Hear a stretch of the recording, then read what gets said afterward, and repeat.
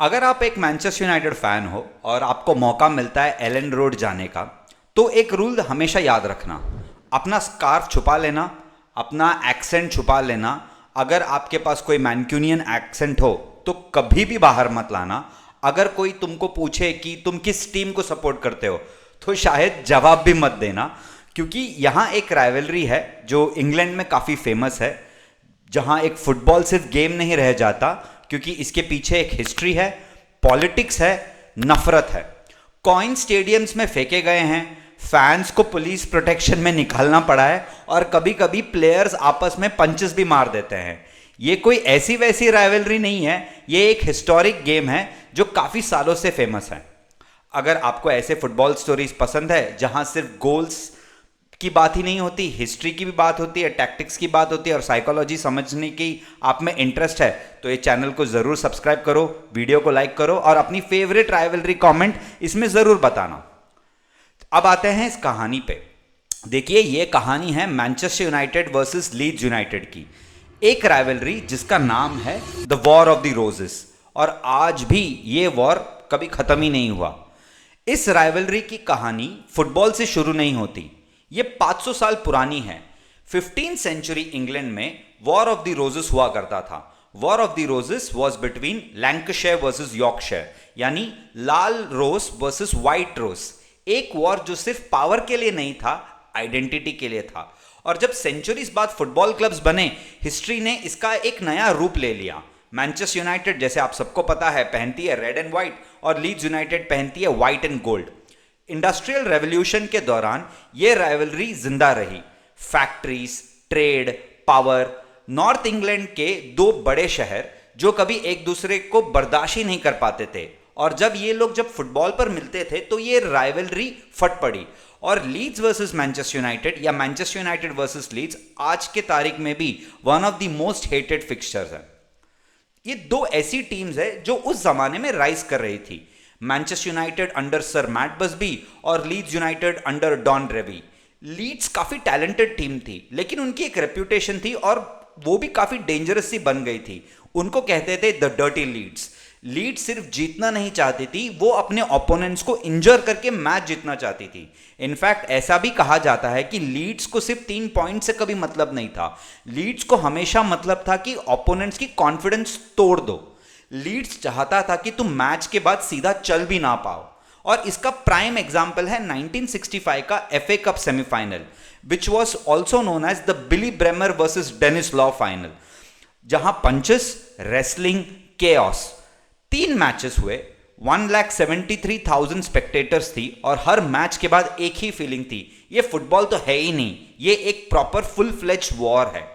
और अगर आप मॉडर्न कनेक्शन देखो, आज भी जब ये दो टीम्स फिर से प्रीमियर लीग में मिलते हैं, तो ये सिर्फ मैच नहीं होता, ये एक हिस्ट्री का नेक्स्ट चैप्टर बन जाता है। 1970s में लीड्स काफी पावरफुल थे, लेकिन मैनचेस्टर यूनाइटेड ने एक चीज समझ ली थी, हर वॉर स्ट्रेंथ से नहीं जीती जाती, कुछ वॉर स्ट्रेटेजी के साथ भी आप जीत सकते हो। यूनाइटेड ने लीड्स को एक्चुअली हराने के लिए एक ट्रोजन वॉर जैसे टैक्टिक्स इस्तेमाल किया, जहां उन्होंने लीड्स के 2 सबसे इंपॉर्टेंट प्लेयर साइन कर लिए। वो थे जो जॉर्डन और गॉर्डन मैक्वीन। एलन रोड, जो लीड्स का होम ग्राउंड है, वो पगला गया था। मैक्वीन ने लीड्स के खिलाफ गोल भी मारा, और ये सिर्फ एक गोल नहीं था, और ये एक मैसेज था। और फिर फुटबॉल हिस्ट्री का सबसे पेनफुल बिट्रेयल आया। लीड्स का सुपरस्टार 1992-93 सीजन में एरिक कैंटोना सिर्फ 1 मिलियन पाउंड्स में मैनचेस्टर यूनाइटेड ज्वाइन कर लेता है। ये वो एरिक कैंटोना है जिसको मैनचेस्टर यूनाइटेड की तलाश थी, और मैनचेस्टर यूनाइटेड को एरिक कैंटोना की, क्योंकि मैनचेस्टर यूनाइटेड जिस हालत में था, उनके पास कोई टैलिस्मैनिक प्लेयर नहीं था। उनके पास कोई ऐसा प्लेयर नहीं था जो गेम को स्क्रफ ऑफ द नेक से पकड़े और बोले, यार तेरा तो पता नहीं, बट मैं तो जीतने वाला हूं, तुम 10 जन कुछ भी करो। ये वही एरिक कैंटोना है जो मैनचेस्टर यूनाइटेड के लिए एनिग्मा बन गया।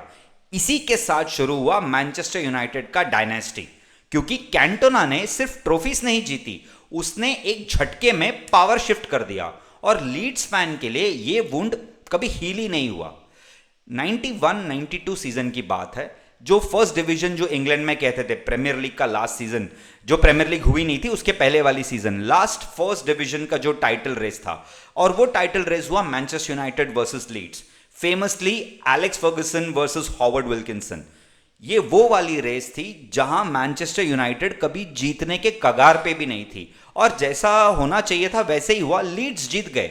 यूनाइटेड के लिए ये कोई डिफीट नहीं था, क्योंकि ये काफी पेनफुल सा तो था ही, बट फर्गुसन के ईगो को थोड़ा सा धक्का तो जरूर पहुंचा था।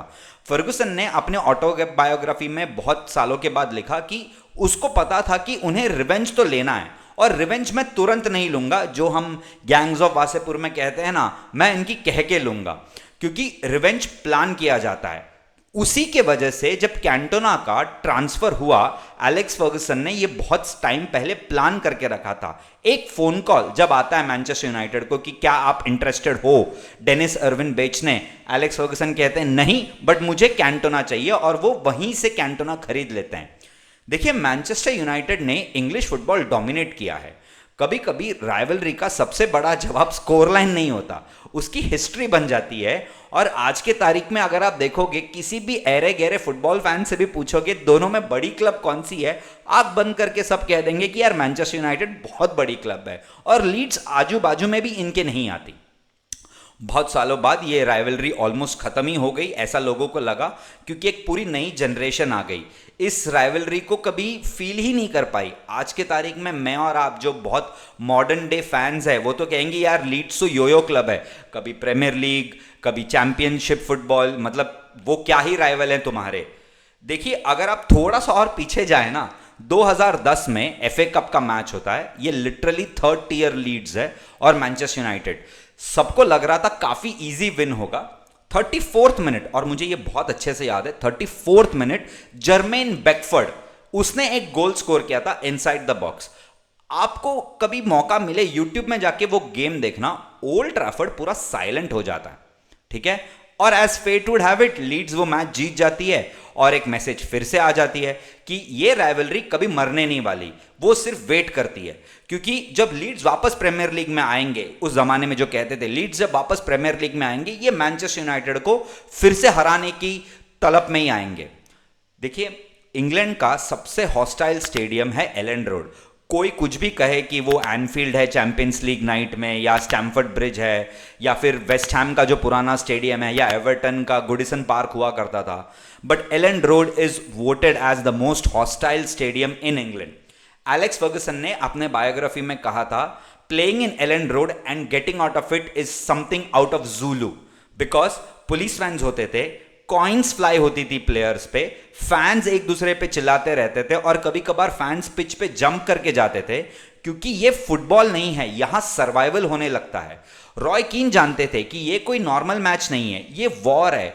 और इस सीजन जब मैनचेस्टर यूनाइटेड लीड्स खेलने एलेंड रोड गई थी, आपने देखा होगा, स्काई स्पोर्ट्स ने कवर किया होगा कि कितने सारे सिक्योरिटी मेजर्स हुआ करते हैं लीड्स वाले स्टेडियम में। और आप डैनियल फार्का का अगर आप इंटरव्यू या पोस्ट मैच कॉन्फ्रेंस सुनते हो, तो उसने कहा था, मुझे एवर्टन वाली गेम से कोई मतलब नहीं है, मुझे लिवरपूल वाली गेम से कोई मतलब नहीं है, मुझे मतलब है मैनचेस्टर यूनाइटेड की गेम से, क्योंकि that is the only fixture, that is the biggest fixture for Leeds United. और जैसे इस सीजन हुआ, 1-1 का स्कोर था, लेकिन प्रेशर स्कोर लाइन से तो कहीं ज्यादा बढ़ गया था। आपको तो पता ही है, 1-1 के बाद रूबेन अमोरिम सैक हो गए।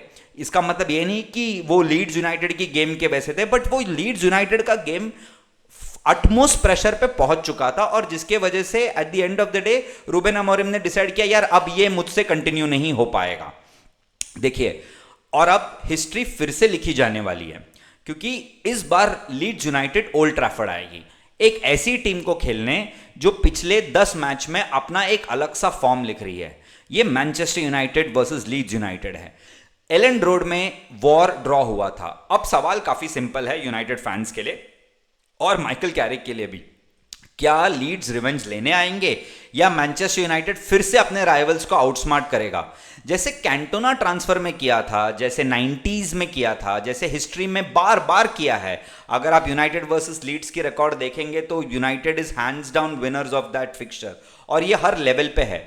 Over a period of time ये फिक्सचर का चार्म भले ही थोड़ा कम हुआ है, बट इसकी कोई इंटेंसिटी कभी कम नहीं हुई और ना कम होगी। मेरा मानना था जब मैं बड़ा होके, मतलब जब मैं बचपन से फुटबॉल देख रहा था, मेरे लिए तो तीन ही राइवल थे मैनचेस्टर यूनाइटेड के। एक होती थी आर्सेनल, ऑब्वियसली लिवरपूल, और तीसरी थी चेल्सी, क्योंकि जोजे मरीनियो की चेल्सी की वजह से काफ़ी कुछ यूनाइटेड हार चुकी थी। बट लीड्स यूनाइटेड मेरे लिए हमेशा से वो टीम थी जिसको मैं हर सीजन खेलना चाहता हूं। इसलिए नहीं कि वो खराब थी, बट इसलिए क्योंकि एक फिक्सचर काफ़ी हिस्टोरिक है, और इस बार भी ये हिस्टोरिक ही होने वाला है। क्योंकि कुछ राइवलरीज ट्रॉफी से डिफाइन नहीं होती, कुछ राइवलरीज जनरेशन से चलती हैं। ये राइवलरी फुटबॉल से शुरू हुई नहीं थी, और ये फुटबॉल पे कभी खत्म होगी भी नहीं, क्योंकि Manchester United versus Leeds is called as the war of the roses, and when you say it's war, there is no peace in it. There is absolute chaos which is going to happen in that game. और अगर आपने ये rivalry कभी feel की है या कभी देखी है, तो वीडियो को जरूर लाइक करें, चैनल को तो सब्सक्राइब करें, और अपने दोस्तों के साथ भी शेयर करें। और आप कमेंट में जरूर बताएं इस राइवलरी में आप क्या देखना चाहते हो। क्या आप मैनचेस्टर यूनाइटेड की तरफ से फ्री फ्लोइंग फुटबॉल और 5-6 गोल देखना चाहते हो, या आप कोई मार बहस वाली ऐसी कोई सीन देखना चाहते हो। वीडियो पे जरूर कमेंट कीजिए। Thank you for watching another episode of PN playbook.